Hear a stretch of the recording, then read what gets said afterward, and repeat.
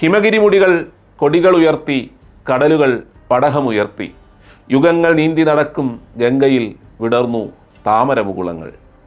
ഈ പാട്ടിൽ താമര എങ്ങനെ വന്നു എന്നൊക്കെ ഇടയ്ക്ക് സംശയങ്ങൾ ഉയർന്നത് നിങ്ങൾക്കറിയാമല്ലോ. മാത്രമല്ല, ഇന്ത്യ BJP ഭരിക്കുന്നതിൻ്റെ ആണെന്ന് ചൂണ്ടിക്കാട്ടി BJP അനുഭാവികൾ സാമൂഹ്യ മാധ്യമങ്ങളിലൊക്കെ പോസ്റ്റുകളും ഇട്ടിരുന്നു. സത്യത്തിൽ ആ പാട്ടിൽ താമര വന്നതിന് ഒരു കാരണമുണ്ട്. 1857 വിപ്ലവത്തിൽ നിർണായക പങ്കുവഹിച്ച ഒരു പ്രതീകമായിരുന്നു താമര. സ്വാതന്ത്ര്യ സമരത്തിൽ പങ്കെടുക്കാൻ തയ്യാറാകുന്ന പട്ടാളക്കാരെ കണ്ടെത്താൻ റെജിമെൻറ്റുകൾ തോറും അടയാളമാക്കി അയച്ചത് താമരകളായിരുന്നു.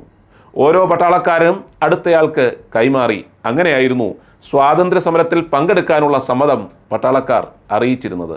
മറ്റൊരു പ്രതീകം ചപ്പാത്തികളായിരുന്നു. ഓരോ ഗ്രാമവും പങ്കെടുക്കുന്നുവെന്നതിൻ്റെ സൂചനകൾ ചപ്പാത്തി ഉണ്ടാക്കി പ്രചരിപ്പിച്ചായിരുന്നു സ്വാതന്ത്ര്യ പോരാട്ടത്തിൻ്റെ നേതാക്കളെ അറിയിച്ചിരുന്നത്. ആ പ്രതീകമാണ് യുഗങ്ങൾ നീന്തി നടക്കുന്ന ഗംഗയിൽ താമരമുകുളങ്ങൾ വിടർന്നതിൻ്റെ വരികളിലൂടെ വയലാർ ഉദ്ദേശിച്ചത്.